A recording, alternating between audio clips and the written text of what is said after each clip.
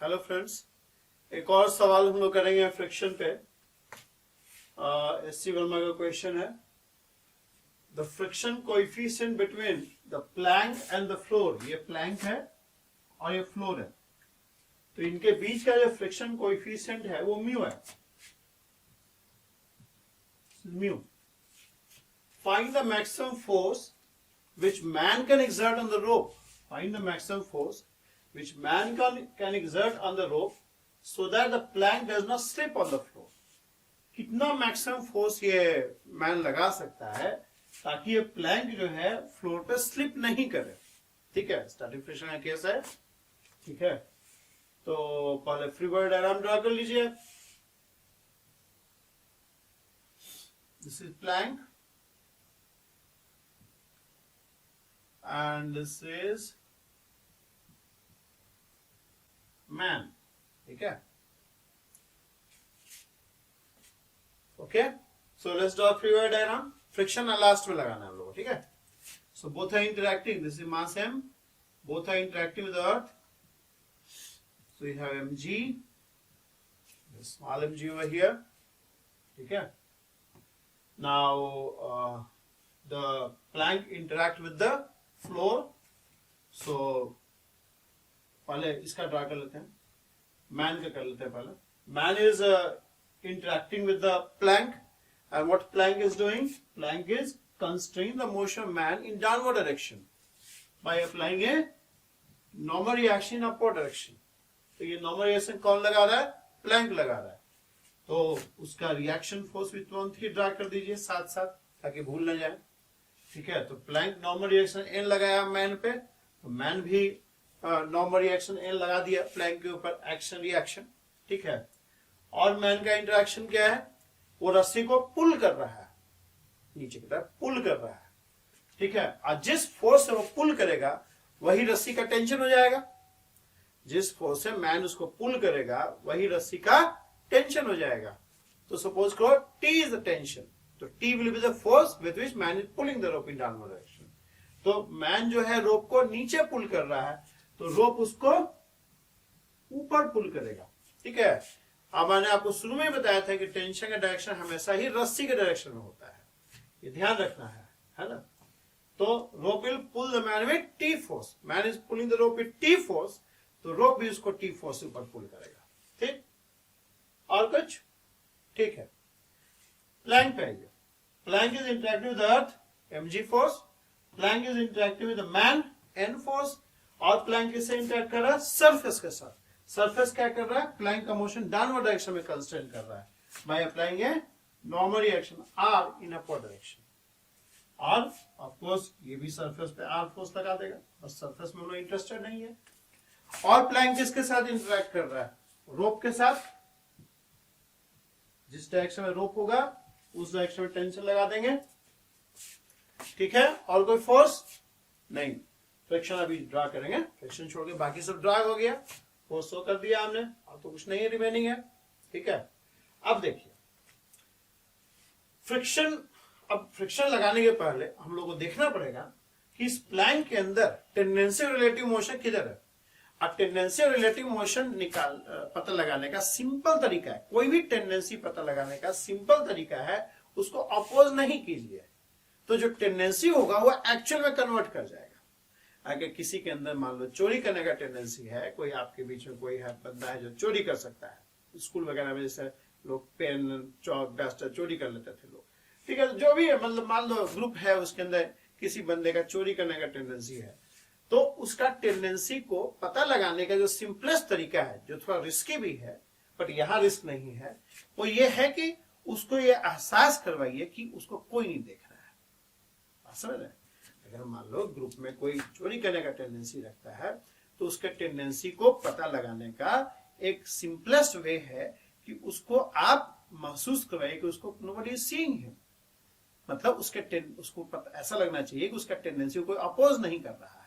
ठीक है, तो उस केस में वो टेंडेंसी न रह के वो एक्चुअल थेफ्ट में कन्वर्ट कर जाएगा। अगर कोई चोरी करने का किसी के अंदर टेंडेंसी है, तो जैसे ही उसको ये एहसास होगा कि कोई उसको नहीं देख रहा है, वो टेंडेंसी न रह के वो एक्चुअल थेफ्ट में कन्वर्ट कर जाएगा। तो वहां तो ये थोड़ा रिस्की है, पता चला कि वो एक्चुअल थेफ्ट करके भाग लिया, ठीक है। बट यहाँ पे कोई रिस्क नहीं है। यहाँ पे आपको अगर टेंडेंसी पता लगाना है कि टेंडेंसी रिलेटिव मोशन किधर है, उसका सिंपलेस्ट वे है कि आप स्टैटिक फ्रिक्शन नहीं लगाइए। स्टैटिक फ्रिक्शन नहीं लगाने के केस में आप देखो कि मोशन किधर हो रहा है। तो अगर कोई स्टैटिक फ्रिक्शन नहीं होगा तो ये टेंशन क्या करेगा, प्लैंक को फॉरवर्ड मूव करवा देगा, यानी टेंडेंसी रिलेटिव मोशन जो था वो फॉरवर्ड था, ठीक है। टेंडेंसी रिलेटिव मोशन जो है फॉरवर्ड है, ऐसे भी क्लियर है, T is the only force acting. तो ये प्लैंक के अंदर एक राइट के डायरेक्शन में टेंडेंसी क्रिएट करेगा मूव करने का विद रिस्पेक्ट टू सरफेस। तो अगर कोई स्टैटिक फ्रिक्शन होगा तो वो लेफ्ट डायरेक्शन में लगेगा। F is the static friction, F is the static friction. F ही लिखना पड़ेगा क्योंकि देखो ये सेल्फ एडजस्टिंग है, तो अब देखना पड़ेगा कहां पे जाके एडजस्ट करेगा so that plank remain at rest. ये अपने आप को कहां पे जाके एडजस्ट करेगा so that plank remains at rest. तो अब वर्टिकल डायरेक्शन इक्विलिब्रियम में है, तो इक्विलिब्रियम वर्टिकल डायरेक्शन का इक्वेशन लिख देते हैं, और यहां पे क्या हो जाएगा, R minus N minus M G is 0, ठीक है। तो अगर इसको हम लोग और टी हॉरिजॉन्टल में क्या है, मतलब F is adjusting itself to such a value, क्योंकि देखो क्वेश्चन में लिखा हुआ what maximum force man can exert on the rope so that plank does not slip on the floor. So if you want plank to be not slipping on the floor, मतलब plank horizontal direction equilibrium में है, in that case your T minus F must be 0, ठीक है। यानी जो friction है वो हमेशा ही जो T का वैल्यू है उस पे जाके एडजस्ट करेगा। फ्रिक्शन जो है, जो स्टैटिक फ्रिक्शन का वैल्यू रिक्वायर्ड है to keep the plank at rest will be equal to the tension in the string, and tension in the string is equal to the force which man is applying on the rope, ठीक है। F must be equal to T, and this F must be, अगर आप चाहते हैं कि Planck rest पे रहे तो ये F का वैल्यू हमेशा ही अपने लिमिटिंग वैल्यू से छोटा होना चाहिए, ठीक है। तो मैक्सिमम T मैक्स क्या हो जाएगा, अगर आप प्लैंक को रेस्ट पे चाहते हैं T must be equal to F, तो हमें निकालना क्या, T max, T is the force which man is applying on the rope, तो T max is equal to F max, और F मैक्स क्या होगा, म्यू इनटू n, n यहाँ पे क्या, बेसिकली R, बेसिकली हम लोग इस इंटरफेस की बात कर रहे हैं, तो इस इंटरफेस का नॉर्मल रिएक्शन लेंगे, इस इंटरफेस का नॉर्मल रिएक्शन R है।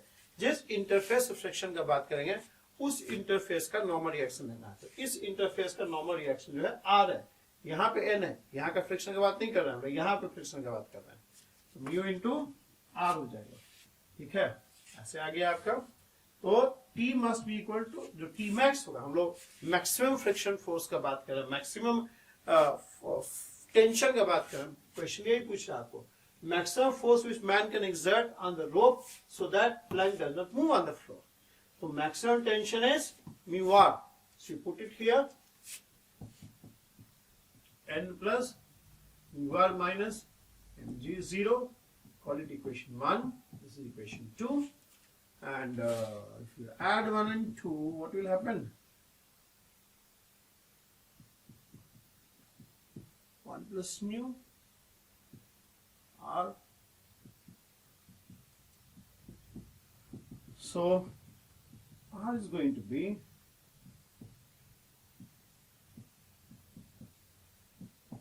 okay, and so T max is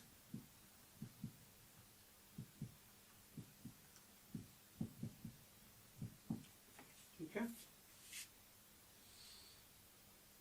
okay.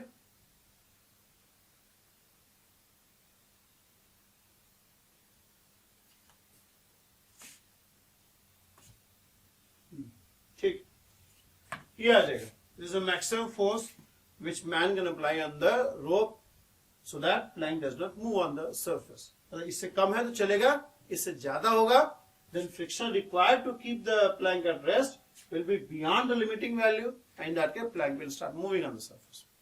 ठीक है, so if you want the plank to be at rest, a plank to be at rest with respect to surface, your maximum the force must be less than equal to this. ठीक है, इससे कम चलेगा, ज्यादा होगा तो plank will start moving, plank will start moving.